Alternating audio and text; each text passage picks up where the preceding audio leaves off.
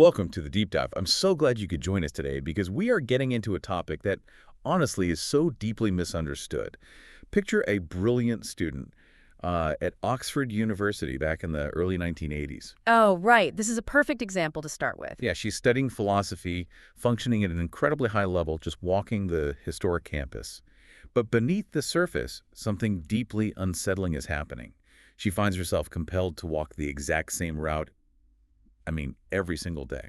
And she starts developing this creeping, terrifying conviction that her own thoughts are somehow capable of killing the people around her. Which is just a staggering thing to experience. It really is. And she knows, on some level that this doesn't make any logical sense. She has insight into the strangeness of it, but the feeling is undeniable and it's just growing. Right. And that student was Ellen Sachs, who would later become a MacArthur Genius Grant recipient and write the incredible memoir, The Center Cannot Hold. A fantastic book, highly recommended to anyone listening. Absolutely. The thing is, the symptoms she experienced at Oxford, they happened years before she suffered a full, debilitating psychotic break. And, her story completely shatters how pop culture portrays severe mental illness, specifically psychosis or schizophrenia. Oh, for sure. If you watch movies or television, it's always this dramatic lightning strike. Exactly, like a sudden, violent break from reality on a random Tuesday.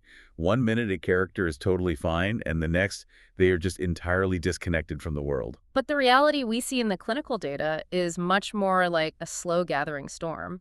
A storm gives you warnings. If you know how to read the barometer, if you know what kind of clouds to look for, you can see it coming from a long way off. And Ellen Sachs was definitely seeing the clouds. She was, and that's what we need to focus on. Which brings us to our mission today.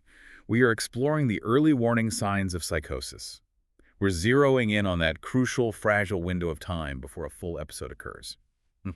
Okay, let's unpack this. We want to understand how clinicians try to catch these subtle signs early, the massive controversies this has caused in psychiatry, and how untangling a legitimate medical warning sign from, say, normal teenage angst could literally save lives. It's an incredibly high-stakes game. And to understand this slow gathering storm, we first need to know what those early clouds actually look like and just how early they can appear. How early are we talking? Much earlier than most people assume. We aren't talking about someone feeling weird for a few days before a break. If you look back, psychiatrists in the early 1900s, people like Eugen Bleuler and Emil Kraepelin, they noticed a period of vague strangeness before a break. Right, but it wasn't really formalized, was it? No, not at all. It wasn't truly cataloged until a German psychiatrist named Gerd Huber began his work in the 1960s and 70s. Huber discovered that these subjective, what he called basic symptoms, can precede full psychosis by up to 10 years. Wait, really? 10 years? Up to a decade, yeah. The whole decade where someone is privately feeling their mind shift before a single hallucination happens. That is just an incredibly long runway. It is. And Huber found that these basic symptoms fall into specific domains. The first is perceptual oddities. This isn't seeing a ghost or hearing a voice. It's more like a feeling that the volume of the world has been turned up. Like sensory overload. Exactly. Sounds feel uncomfortably sharp, colors seem unnaturally vivid, or shadows at the edge of your vision seem to kind of carry movement. It kind of reminds me of an old analog radio dial that has just been nudged like slightly off the station. Oh, that's a great way to put it. You can still hear the music, you can sing along to the song, but underneath it, there is this growing, distracting static. And you're the only one who can hear the static because you're the one wearing the headphones. That radio analogy is actually perfect because what is likely happening is a breakdown in the brain's filtering system. Normally, your brain filters out irrelevant sensory data so you can just focus. But in this early phase, that filter starts to weaken. The antenna is picking up too much signal, which is the static. Which has to be exhausting. It is. And along with that, you see thought disturbances. People describe their thoughts feeling physically blocked, or they find themselves having to concentrate incredibly hard just to, follow the plot of a simple movie. And because they are picking up all this extra unfiltered data, I imagine the brain tries to make sense of it, right? Exactly. The brain is a meaning-making machine. If the world suddenly feels hyper-vivid and strange, the brain tries to explain why. And this creates a creeping sense of suspiciousness or a feeling of being watched. Like random events suddenly have personal meaning. Yes. Like a car driving by or a certain song on the radio feels like it's a message just for them. But the key here is that in this early stage, it hasn't yet hardened into a fixed, unshakable delusion. So they still have enough insight to question it. They can say, I know it sounds crazy, but I feel like that news anchor is talking to me. Right. That retained insight is the hallmark of this phase. And finally, because it takes so much energy to manage all this internal static, you see a massive social and functional drop. Pulling away from friends, that sort of thing. Yeah. Pulling away from friends, their emotions flatten, their grades slip. This functional drop is usually the very first thing the outside world actually notices. It's the external consequence of the internal storm. Which brings us back to Elin Sachs at Oxford. She had the thought disturbances and the creeping suspiciousness, but, her intellect allowed her to mask that functional drop for a while. She compensated for it incredibly well until she couldn't. But this brings up a massive question. If these signs are bubbling under the surface for years, why don't doctors just step in, diagnose the schizophrenia right then, and stop it? Well, they tried. The medical field tried to do exactly that, and it led to a spectacular collision with reality. Because I have to say, if I'm a teenager whose grades are dropping, and I'm a bit suspicious, and I want to be left alone in my room, isn't that just being a teenager?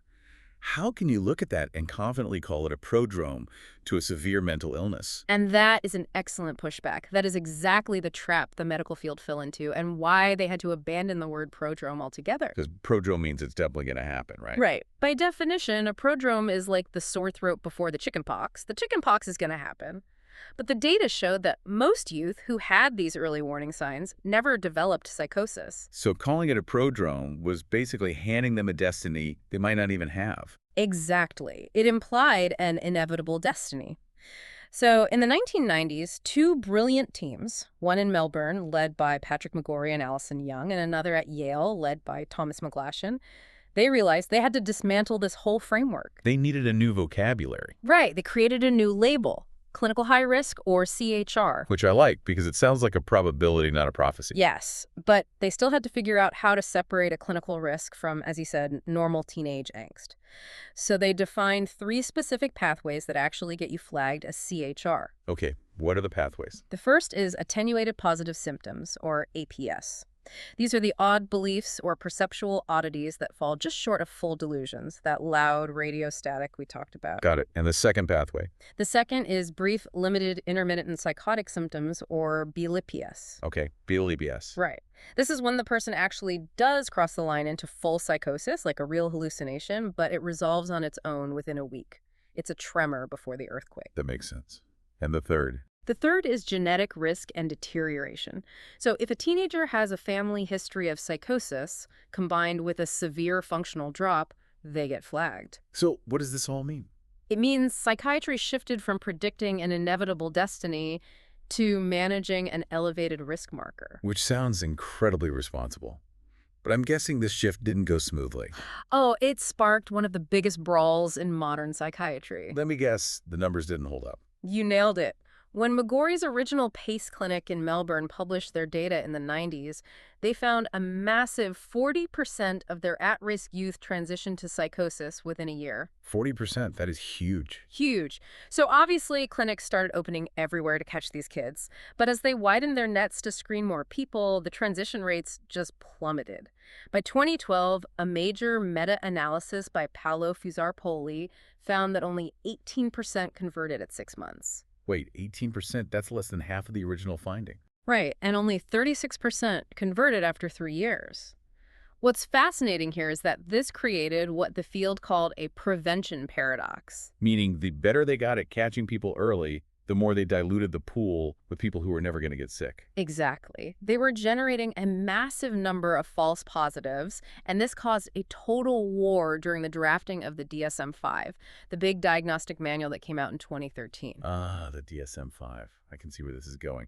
They were fighting over whether to include attenuated psychosis syndrome, or APS, as a real billable diagnosis. Exactly. Proponents argued it had to be in the DSM so insurance would pay for early intervention clinics. Without a billing code, the clinics couldn't survive. But the critics, I imagine they were terrified of that false positive rate. They were. The critics were led by Alan Francis, who actually chaired the previous DSM task force. He argued that if you put this in the book, you were going to wrongly label hundreds of thousands of quirky, anxious teenagers as pre-schizophrenic. And the really terrifying part is the treatment. If a kid gets a label with psychosis in it, they aren't just getting talk therapy, they're getting antipsychotic meds. Yes. And these are heavy medications with severe side effects, metabolic disruption, massive weight gain. Francis basically said, are we really going to expose teens to heavy antipsychotics for a disease that 2/3 of them will never even get? That is a massive ethical dilemma. How did they resolve it? They reached a compromise. They moved APS to Section 3 of the DSM, which is for conditions for further study. Meaning, it's real, but we refuse to make it a standalone, billable diagnosis. Right. And clinically, it forced a major shift. Instead of jumping to preventative antipsychotics, the field shifted to cognitive behavioral therapy, or CBT. You treat the anxiety or depression they have today without heavily medicating them for a future that might not arrive. Okay, but this raises a huge question for you, the listener. If the false positive rate is so high and it's not even a full DSM diagnosis, why should a parent or a teacher care about these warning signs? Because the biological reality of this state is undeniable. It's a physical phenomenon. We're talking actual brain changes. Yes. The NAPLS consortium study tracked these high-risk youths and looked at their brains. They found a progressive loss of gray matter volume, specifically in the prefrontal regions, in the kids who did go on to convert. The brain is actually losing matter. Why? Stress. They found highly elevated cortisol levels in these kids. During adolescence, the brain naturally prunes synapses, but when it's flooded with that much cortisol, the pruning goes into overdrive. The gray matter loss accelerates, the filtering system breaks down, the static gets louder, which causes more stress. It's a vicious biological cycle. And that brings us to the ultimate payoff of why catching it early matters so much, which is DUP, duration of untreated psychosis. Yes, DUP is everything. The shorter the duration of untreated psychosis, the better the long-term outcomes, period.